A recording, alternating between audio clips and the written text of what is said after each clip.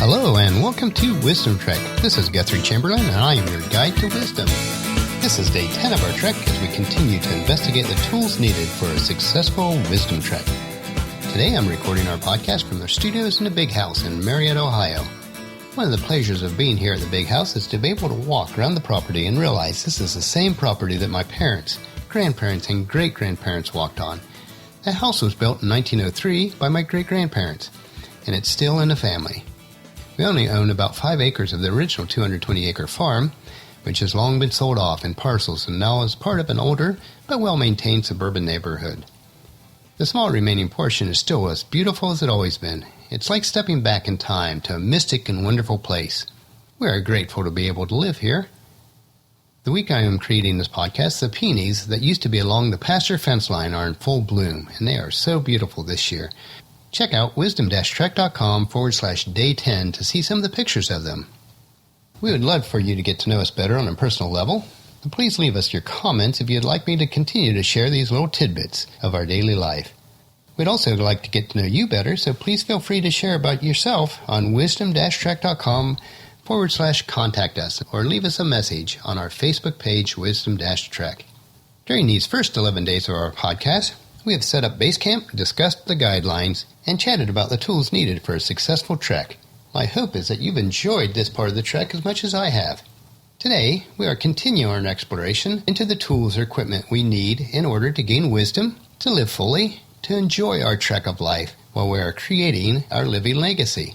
Our wheel analogy is nearing completion as we once again consider love as the hub of the wheel and the remaining tools or attributes as the spokes stemming from that round, perfect hub.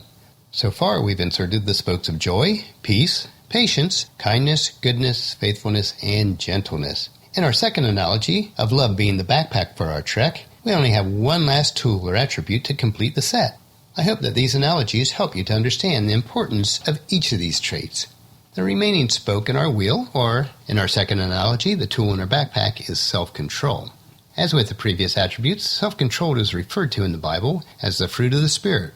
This fruit is an outward manifestation of the seeds we possess internally. As these attributes grow in us and produce good fruit, they will allow us to create a legacy of wisdom, to seek out discernment and insight, to boldly grow where few have chosen to grow before. And in doing so, we will establish a framework in our lives that will truly allow us to live long and prosper. So on to our final attribute or tool, which is self-control. Self-control. It is not by coincidence that self-control is the last attribute on the listing of the fruit of the Spirit. Just as love is the hub of the wheel analogy, self-control can be compared to the rim of that same wheel.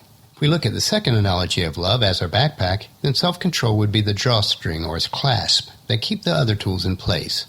Self-control applies to all areas of life, but for our time together today, we will focus on the attributes or tools that we've been exploring over the past few days. In order to gain wisdom and create a living legacy, our lives must be rooted in love. On the other end of the spectrum, all of these 7 middle attributes or tools require a measure of self-control in order for them to have a positive and lasting impact on our lives and the lives of others. Let's think about each of the 7 attributes between love and self-control. First is joy. Life at times can be discouraging. To have joy in our lives, we must be grounded in love. The amount of joy that we have in our lives is self-controlled by how we view everyday situations or circumstances. Second is peace. Life is and will be hectic and chaotic at times. It is only when we self-control our environment by planning ahead of time how we will handle or react to life's issues will we be able to have abounding peace in the middle of life's storms. Third is patience. How patient we are in any situation is completely self-controlled. Yes, there are many situations in life where we'll feel the tide of impatience swelling up within us, maybe no more than a moment's notice. How impatient we will become is ultimately determined by the amount of self-control we draw on. We have to prepare our minds ahead of time on how we will react when life's situations does not go as planned. Kindness. The choice of whether to be kind in every moment of every day is a choice that we make. It is self-controlled. Yes, we may need to prepare our minds to actively and consciously think about these choices, but the choice is ours. Goodness. Goodness stems from how kind we are to others. Choosing to be a good person and act good in every situation of our life is self-controlled. No one can make us react badly. It must be a conscious act to do good. Faithfulness. Every day we make decisions to be faithful. There may be a lot of little unfaithful decisions that lead up to what others will recognize as unfaithfulness in our lives, but it is still always under our control.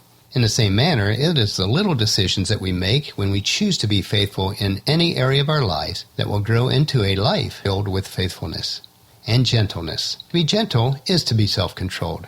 We would never treat a baby roughly or speak to them harshly, or at least I'd hope that we would not. So why would we treat our family, friends, and associates in a manner that is not gentle? We should treat everyone with gentleness. We may not have control over how people treat us or what events happen to us, but we will always have a choice on whether these situations will control us or we will be self-controlled.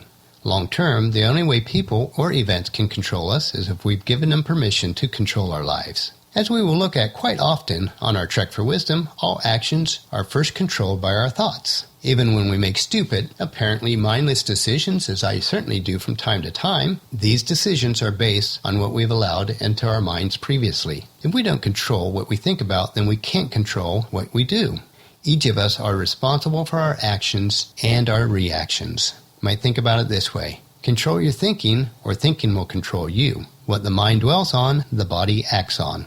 And a couple verses in Proverbs uses comparisons when it mentions self-control. The first is Proverbs 16:32. Better be patient than powerful, better to have self-control than to conquer a city. And the second is Proverbs 25:28. A person without self-control is like a city with broken down walls. In several passages in the New Testament, just as gentleness was a prerequisite for leadership position within the church, self-control is always listed.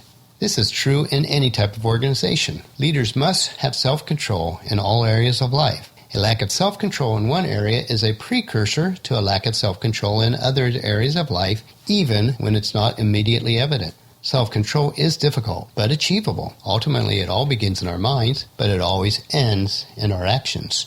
Wayne Dyer put it this way: we cannot always control what goes on outside of us, but we can always control what goes on inside. Well, we could go on with self-control for many days, and we will touch on it many times in our trek. But for today, that is a large enough nugget of wisdom to digest. This is our last day on the 9 tools that we've talked about in the fruit of the Spirit. If you haven't completed the 9 tools self-assessment to see which attributes in your life that need a little bit more nourishment or cultivating without ignoring the existing strong points, I certainly encourage you to do so. That'll finish our podcast for today. Tomorrow we will look at the 7 columns or pillars of wisdom. Please check into camp tomorrow for another day of Wisdom Trek, Creating a Legacy. As a reminder, I provided tools to assist you in these areas on our free resources page on wisdom-trek.com/resources. I encourage you also to leave a discussion topic, comment, suggestion, or question about the podcast on our comment form on wisdom-trek.com/day10, or email me at guthrie@venturecg.com. If you've not done so already, please subscribe to Wisdom-Trek through iTunes or player of choice so that it will automatically download for you each day. And please leave us a rating on each episode and spread the word to everyone you know to join us on our Wisdom Trek. And I certainly thank you for that. And check out wisdom-trek.com, our daily journal, our wisdom nuggets, and our free resources. And as we take this trek together, let us always live abundantly or fully, love unconditionally, listen intentionally, learn continuously, lend to others generously, lead with integrity, and leave a living legacy each day. This is Guthrie Chamberlain reminding you to keep moving forward, enjoy the journey, and create a great day. See you tomorrow.